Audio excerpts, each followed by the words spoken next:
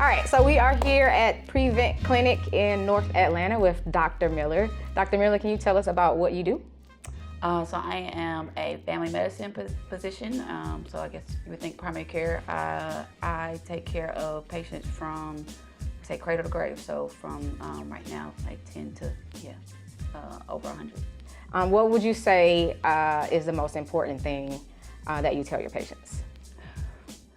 I don't know if it's always about what I tell them. I think if anything, I try to listen to them and meet them where they are, because a lot of times it takes a lot for patients to come in and like open up. So I just try to make them comfortable.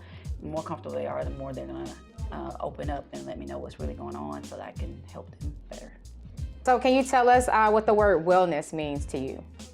I feel like it is a deep word. There's so many different aspects. You think about your physical, emotional, mental, even financial wellness. They all kind of interconnect. So if one part's a little bit off, it's going to affect the other part. So it's something you're got to work toward or strive toward. It's not something that you just are. What role do you feel like wellness plays in today's societal landscape? I think wellness is everywhere. I mean, yes, we think about the economic part of it. Like everybody's kind of touting, how can you make yourself well? What pill can you be on, or an injection? I think that a lot of people are chasing wellness and trying to find easy ways to get there. But I think it's something that's really fleeting. Like it can be really hard to attain wellness and keep it, right? So I think there's a lot of people who might even think like, man, will I ever truly be well?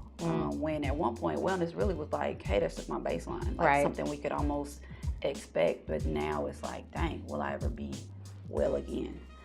So I think even from my perspective, how can I coach, motivate people to say, no, it may seem overwhelming, but we can still get there.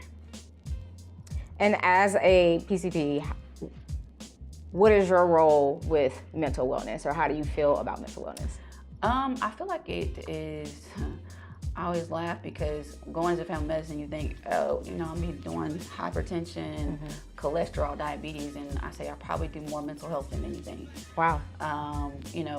Patients come in for one thing and then it's like, oh, I feel like there's so many times it goes back to mental health.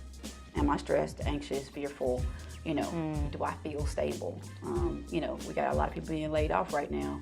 And that is affecting them emotionally, but it's affecting their health as well.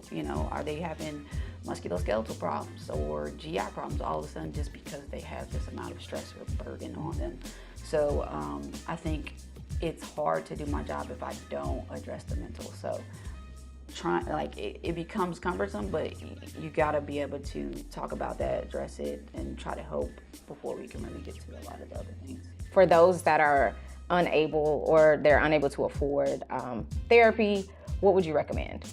So there are a lot of we'll say free options now that we have, like social media, even YouTube, being able to, I do try to offer resources where they can get, we'll say, even if it's snippets of things that they can start working on by themselves. And a lot of apps now even help them with like anxiety that are free or low cost, that will reach the patient and not necessarily them having to go somewhere or having to pay a whole lot of money, because a lot of the best, we'll say, counselors or psychologists are no longer free. So we really do have to start being really creative, even looking into how can you get into a grief group through a church, or there are a lot of community resources, even just connecting like the senior centers and things like that. So we try to be always looking and seeing what's already available in the community.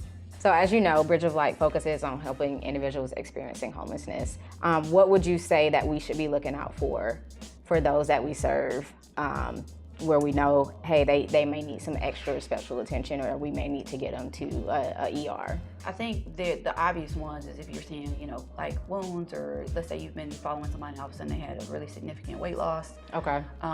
That's good. That's good to know. Because that could be a couple of things. We think about diabetes or even cancer. Those two can drastically drop weight on a person.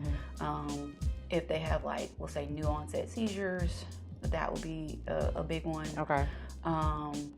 Or I would say those probably the big ones. Even if there was like all of a sudden a change in vision, because that could be in brain, or if they just like, I would say the other one I would think about is if they're having difficulty all of a sudden with walking.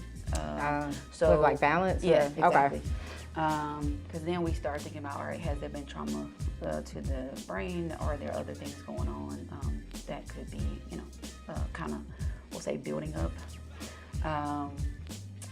Yeah, those will probably be the big ones. And then with all of the, we'll say, virus and things going on right now, because we got a lot of norovirus, we got a lot of RSV and all of that, but especially if somebody's having like persistent diarrhea, looking dehydrated, or, just unable to maintain their intake, that would be another one, the big one, to be like, no, you probably should go ahead and seek at least some type of care.